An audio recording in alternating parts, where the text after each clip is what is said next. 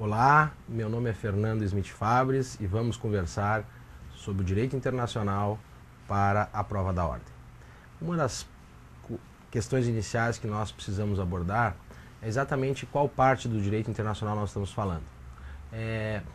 O histórico atual das últimas provas demonstra uma preferência da banca examinadora pelas questões atinentes ao direito internacional público. Então nós vamos efetivamente começar por esse tema.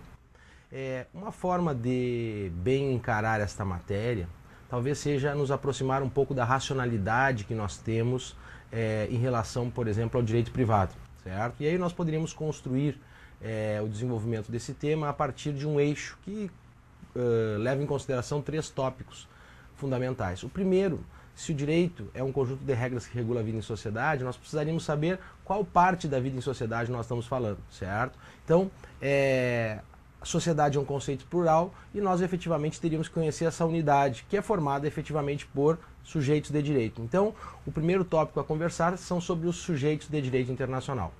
Muito bem. Depois de nós esgotarmos esse tema, nós precisamos trabalhar exatamente a relação dos sujeitos com os outros sujeitos. E aí nós estaríamos falando do plano das obrigações, certo? Então, diferente do direito privado que fala dos contratos, aqui nós vamos falar dos tratados.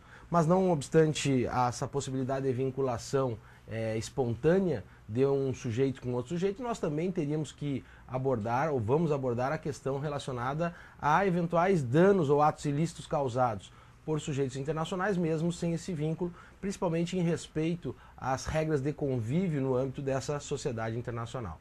E por último, nós vamos falar da questão do que no âmbito do direito privado nós identificamos como as coisas, mas aqui são espaços de apropriação e elementos relacionados ao direito de um Estado em relação a outro, né, quanto à sua possibilidade de desenvolvimento, considerando aqui o espaço físico, né, versus essa questão da própria jurisdição.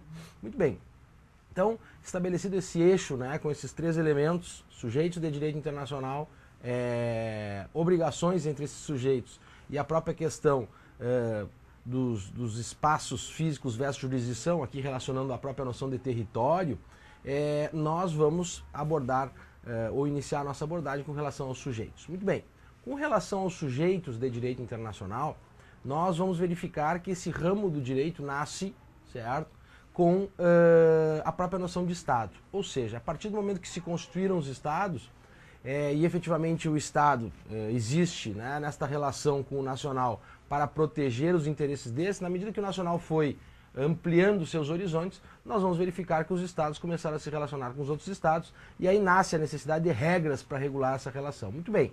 Então, nessa circunstância, né, nós vamos identificar os Estados como sujeitos originários do direito internacional público, ou seja, esse ramo do direito nasce com os Estados. Sujeito originário, porque o ramo do direito se origina com os Estados. Muito bem.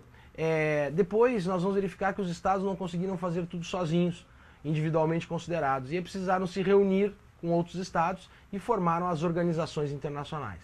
Então, novamente, traçando um paralelo com talvez elementos mais próximos de nós vamos ter a seguinte circunstância: as pessoas naturais estão para o direito privado, como os Estados estão para o direito internacional público. As pessoas jurídicas estão para o direito privado, como as organizações internacionais estão para o direito internacional público. Percebam que a racionalidade é a mesma e ela facilita muito para nós entendermos um pouco esse ramo do direito. Muito bem. Por último, poderia existir algum questionamento sobre a pessoa natural, porque existem algumas correntes que dizem que a pessoa natural, o sujeito de direito internacional público, a corrente finalística exatamente identifica essa circunstância de que o destinatário final das regras de direito internacional público é efetivamente a pessoa humana. Muito bem.